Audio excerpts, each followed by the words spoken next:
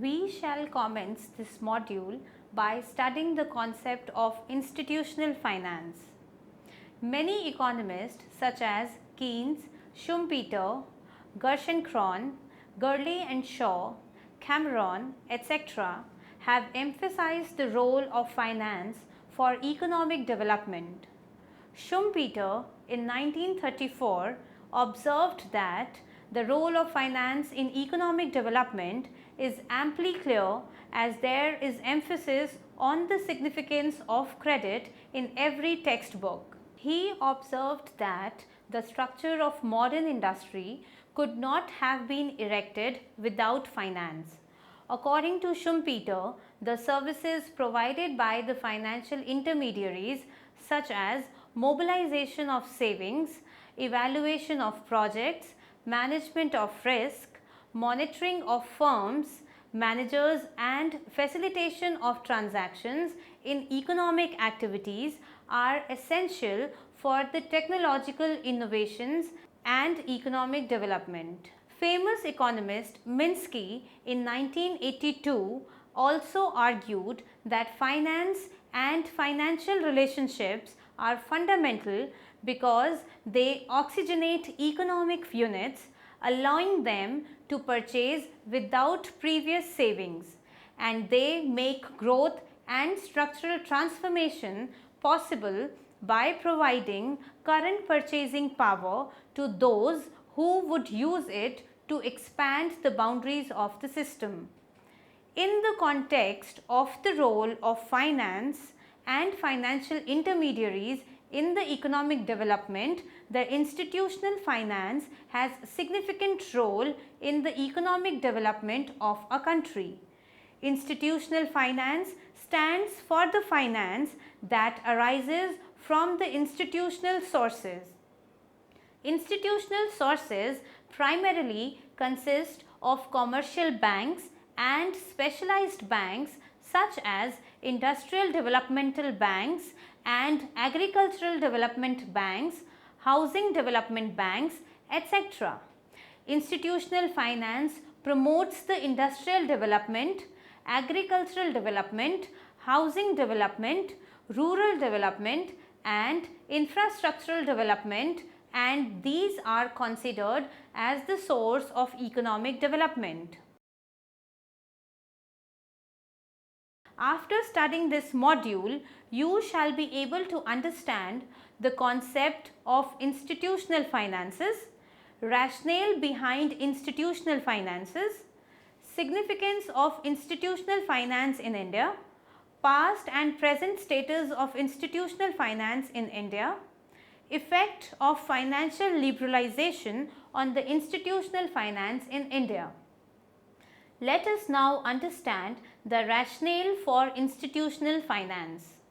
The rationale for institutional finance goes back to the time when some of the European countries such as Germany and Italy, etc., missed the industrial progress at the pace of England's industrialization. These countries were confronted with shortages of capital and entrepreneurship that plays a vital role in industrialization. In their effort to develop economically, these countries wanted to establish corporate enterprises, financial markets and other infrastructural components with railways, canals, etc., which played crucial roles in the economic transformation of these countries. To achieve that transformation, they felt the need for specialized financial institutions. Such financial institutions emerged on the European continent during the 19th century. The foremost old specialized financial institution was established in 1822 in Belgium, known as the Société Générale de Belgique. The specific objective of this financial institution was financing and promoting the development through the prosperity of agriculture, manufactures and commerce. Calder provided strong grounds to support industrialization to accelerate the economic growth in any country. The Calder's first law states that the faster the rate of growth of manufacturing in an economy, the faster will be the growth of its GDP. Instead of simply being a correlation between the two variables, Calder regarded the relationship as fundamentally a causal one, the causation running from the growth of manufacturing production to the growth of GDP. Industrial development is also considered important because it pulls surplus labor resources from the agricultural sector, thereby raising the productivity and per capita income even in the agriculture sector. Further, beyond a point, even agriculture growth becomes dependent upon the availability of the certain manufactured inputs such as machines, chemicals, fertilizers and pesticides. Industrial development is also important because as per the Engel's law, the demand for non-food commodities grows and diversifies as the income grows. Role of institutional finance can also be understood by looking at certain functions which are assigned to the financial institutions. These functions include banking functions, development functions, promotional functions, fostering of capital market, project appraisal and the supervision of assisted economic entity. The role of specialized financial institutions is visualized an important one in pushing the industrial development as they form an important source of primary long-term finance. The long-term lending is an important constituent of the banking function. The existence of commercial banks, which are primarily the source of the short-term finance, complements the role of specialized finance in financing the industrial development and therefore the economic development.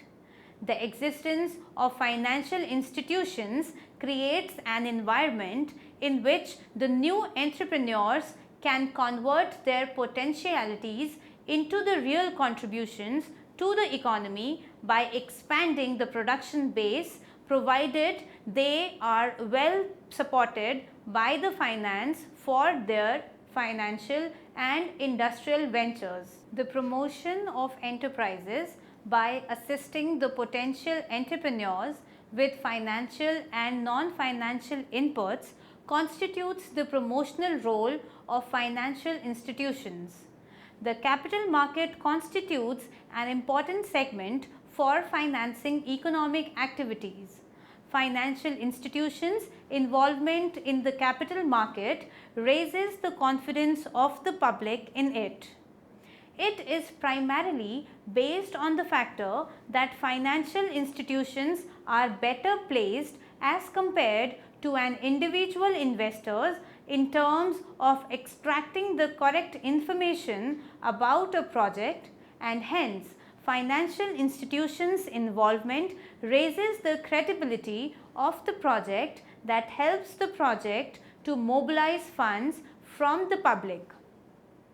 Given the advantage of financial institutions for their own technically and managerially capable manpower, the project appraisal by the financial institutions assist the potential entrepreneurs to identify the weaknesses of the project, and thereby it helps in taking an informed decision by the entrepreneurs.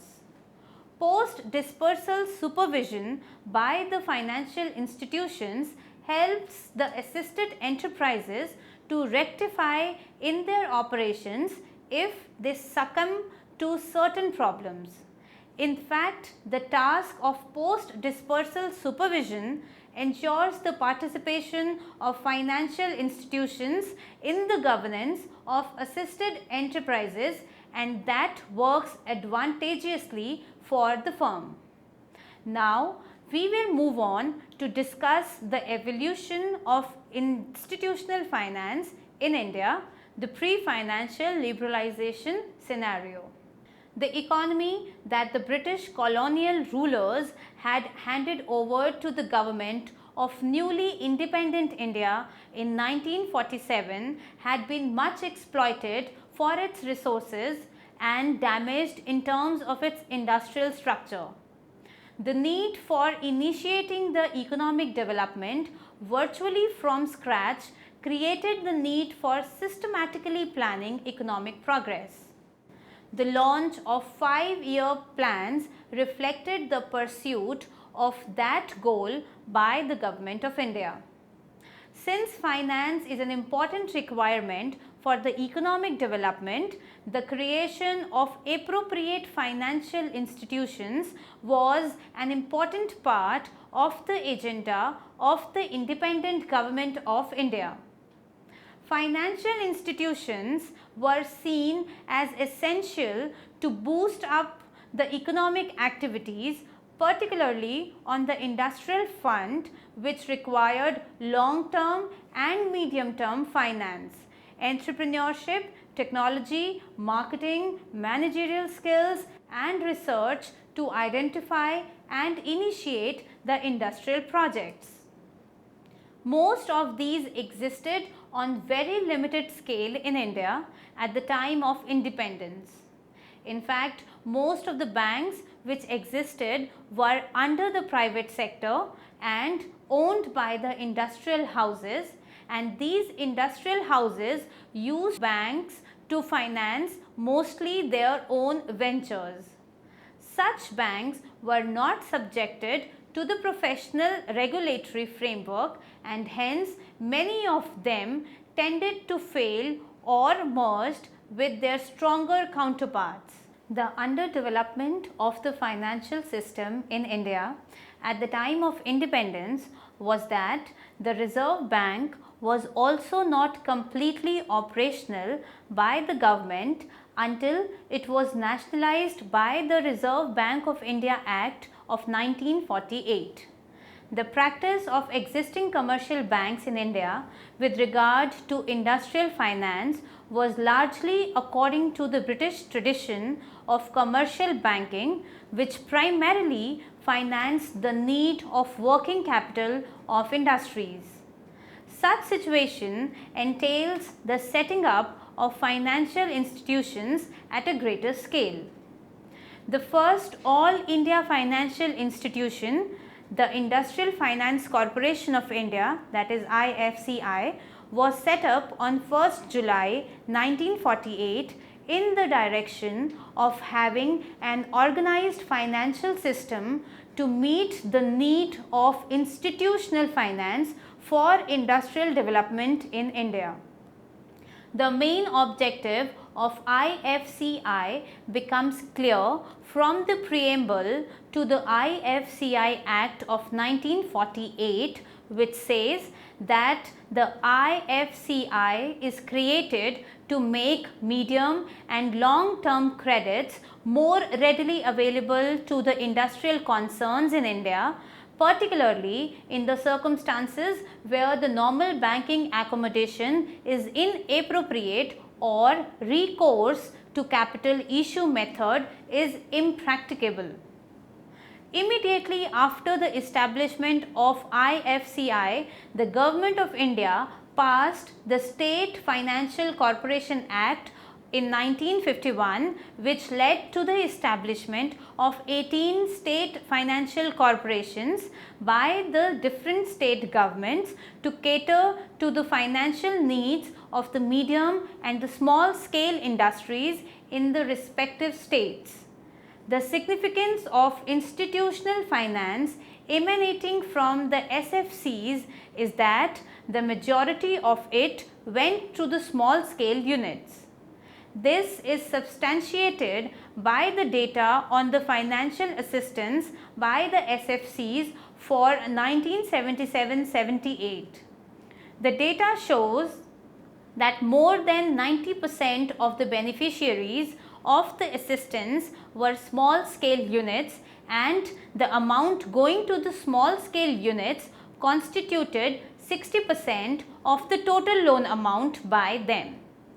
Passing of the SFCs Act of 1951 was followed by the establishment of the Industrial Credit and Investment Corporation of India, that is ICICI, in 1955.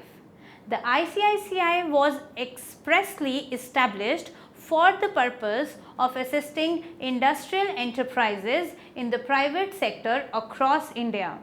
The foremost vital source of institutional finance for industries of every type was the Industrial Developmental Bank of India, that is IDBI, which was established under the ownership of the RBI in 1964 under the IDBI Act of 1964. The IDBI not only offered the financial assistance directly to the industries concerns, but it also refinanced the commercial banks and the other financial institutions for their financial assistance to the industries. It also coordinated among all financial institutions for direction of institutional finance to desired areas set up by the state. One more segment of financial institutions in India has been State Industrial Developmental Corporations, that is SIDCs, which were set up different states under the Companies Act of 1956. The reason for setting up of SIDCs was based on the fact that the SFCs were under the dual ownership of respective state and the RBI. The SIDCs were also set up to complement the role of institutional finance by the SFCs. By late 1970s, the country witnessed establishment of 28 SIDCs across different states. To rehabilitate and modernize the sick industries, the Government of India insisted the establishment of Industrial Refinance Corporation of India, that is IRCI, under the combined effort of IDBI, IFCI, ICICI, LIC and scheduled commercial banks. The assistance of the IRCI has been made available to different segments of industries in the form of loans, direct subscription of equity of concerned industries, underwriting of equity and guarantees of issues by the companies. Finally, we witnessed the establishment of the Small Industrial Development Bank of India, that is SIDBI SIDBI, under the SIDBI Act of 1989 as the principal financial institution for the promotion, financing and development of industry in the small, tiny and cottage sectors and for coordinating the functions of the institutions engaged in the similar activities. It commenced its operations on April 2nd, 1990 by taking over the outstanding portfolio and activities of the IDBI pertaining to the small scale sector. There were some other financial institutions which were set up with specific objectives and became source of institutional finance. The expansion of the number of financial institutions also resulted in the quantitative growth of the financial assistance to different segments of industries. Annual average of financial assistance by all financial institutions AFIs increased from rupees 2.7 crores during the pre-plan period of 1948-51 to rupees 24.2 crores during the second plan from 1956-61. This annual average of financial assistance further increased to rupees 309.4 during the fourth plan from 1969 to 74. Major jump in the financial assistance by the AFIs was observed since late 1970s, indicating a major role of state in using the financial system for increasing the productive capacity in the economy. Such increase of financial assistance by the AFIs was not only visible in terms of its absolute value, but also as a percentage of real economic variables, reveals about the rise of financial assistance by the AFIs as percentage of gross capital formation in the private sector. The share of financial assistance sanctioned by the AFIs as a percentage of gross capital formation increased from 4.5% during the first 5-year plan to 59.1% during the 7th 5-year plan. Another source of institutional finance was commercial banking in India. Total outstanding advances by the scheduled commercial banks increased from rupees 547 crores in 1950-51 to rupees 1336 crores in 1960-61. However, the major jump in the advances by the commercial banks took place since 1970-71 onwards, causing the jump of outstanding advances to rupees 25,371 crores in 1980-81 and further to rupees 1,16,301 crores in 1990-91. This was essentially a result of nationalization of commercial banks, which led to the expansion of branches of commercial banks even in the rural belt and making available to the agriculture sector and non-farm economic activities. The maximum share of credit advances by the commercial banks went to the industries, but that credit was mostly in the form of short-term finance. Now, we will look into the post-financial liberalization performance of the institutional finance in India. Indian economy witnessed a new era of economic paradigm since 1991, characterized by greater role for market. Such paradigm was a result of economic liberalization in the financial sector and the real sector. Financial sector liberalization, which is also termed as financial liberalization, brought dramatic changes in the financial sector in terms of financial instruments and financial intermediaries. The financial liberalization was also characterized by not only giving greater scope to the market in credit flows from the financial institutions, but also the foreign finance was also allowed greater space in the financial system of the economy. The SEBI in 1992 was an attempt to give boost to the stock market activities. The promotion of stock market was considered to give alternate options to the firms to raise funds for their financial requirements. The statutory norms in the terms of SLRs and CRRs were softened to increase more funds in account of commercial banks. This was an attempt to bring market element in the functioning of commercial banks. Banks and financial institutions were subjected to capital adequacy norms, which were meant to improve their viability in the market arena. Financial liberalization also emphasized the phase out of concessional funds available to certain financial institutions for carrying out development objectives. The recommendations of the Narasimha Committee II in 1997 and further a working group on harmonizing the role and operations and development financial institutions and banks under the chairmanship of S.H. Khan in 1999 outlined the path for changing the characters of sources of institutional finance more on the line of homogenization of functioning and greater degree of competition. Overall, there was a rise in the financial resources meant for the industries, but the pattern of sources was under change during the financial liberalization.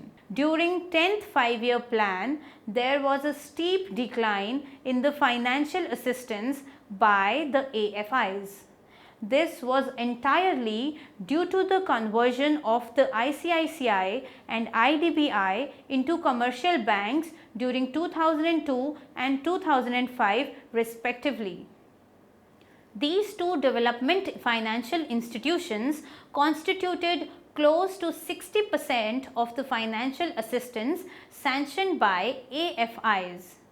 Due to the conversion of IDBI into commercial bank through a reverse merger of the IDBI with its own created IDBI bank in 2005, the financial backbone of SFCs and SIDCs was weakened, that led to the decline in the lending of SFCs and SIDCs as well. The major contribution to the assistance by AFIs during the 10th five-year plan and the 11th five-year plan came primarily from the LIC. In fact, in 2003 and 4, 54% of assistance sanctioned by the AFIs came from LIC. The rest amount came from SIDBI, GIC and other specialized financial institutions. However, there was a decline in the role of AFIs in the capital formation in the private sector, as the share of AFIs assistance was as a percentage of gross capital formation in the private corporate sector declined from 75% during 9th five-year plan to 8% during the 10th and in the 11th five-year plan. The post-financial liberalization period observed increasing role of commercial banks with respect to the financial resources to different segment of economy, including industries. The commercial banks lending has spurted up tremendously after 2003 and 4, highlighting the increasing space for commercial banks in institutional finance. In fact, the share of outstanding credit by the commercial banks as a percentage of India's GDP has also increased from 20.7% in 1955-56 to 29.6% in 2003 and 4, and then further to 50.6% in 2010 and 11. Such rise of commercial banks and fall of AFIs have resulted into changing source of finance for the industries. Share of AFIs in the total source of funds for industries came down from 5.6% in 2000-2001 to 1.4% in 2010-11. While on the other hand, the share of commercial banks increased from 0.9% in 2000-2001 to 4% in 2010-11. The rise of commercial banks as a source of institutional finance during the financial liberalization has also been accompanied by a rise of other sources of finance.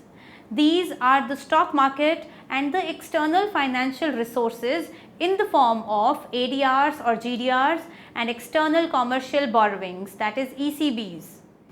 The commercial banks and the other sources of finance have created competitive pressure on the AFIs to change their pattern of lending, also lose their developmental characteristics. Growing role of stock market in industrial finance is evident from the fact that market capitalization and public issues both have increased during the post-financial liberalization period. Market capitalization increased from rupees 1,88,146 crores in 1992-93 to rupees 61,64,157 crores in 2009 and 10.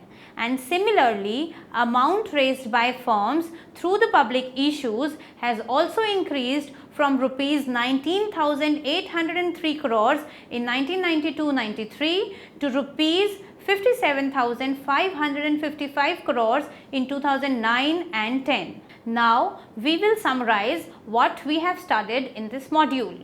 Role of institutional finance in economic development has been identified by many economists, which is based on the fact that industrialization is crucial for the economic growth and there is a need of long-term and short-term finance for the industries that has to be met by incorporating and promoting the financial institutions.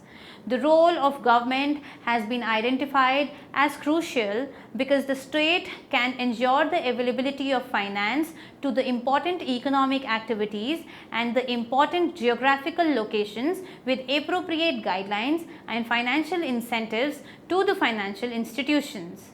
Based on the experiences of the developed nations, the Government of India has also established many financial institutions with different objectives, but primarily to boost the industrialization in India. The beginning in the direction of establishing financial institutions was made by setting up of IFCI. The post-independence India observed rising role of institutional finance in the Indian economy. The share of AFI's financial assistance increased from 4.5% of the gross capital formation in the private sector in the first 5-year plan to 59.1% during the 7th 5-year plan. This was an indicator of the role of institutional finance in the capital formation of economy. The start of financial liberalization in 1992 brought structural changes in the institutional finance. Commercial banks grew exponentially while the AFIs, which progressed on the financial incentives of the state, witnessed decline due to the growing competition from the other sources of finance and also the withdrawal of state financial support to such financial institutions. The major drawbacks of the new structure of the institutional finance during the post-financial liberalization period arise on the count of two facts. Firstly, the over-dependence of industrial finance on the commercial bank is problematic because commercial banks' liabilities consist mostly short-term deposits and hence the commercial banks' overindulgence in the long-term financing carries potentialities of the banking crisis. Secondly, the stock market and the external sources of finance such as ADRs, GDRs and ECBs are unreliable sources of the industrial finance and therefore not suitable for a stable industrial growth and hence the stable economic growth of the country.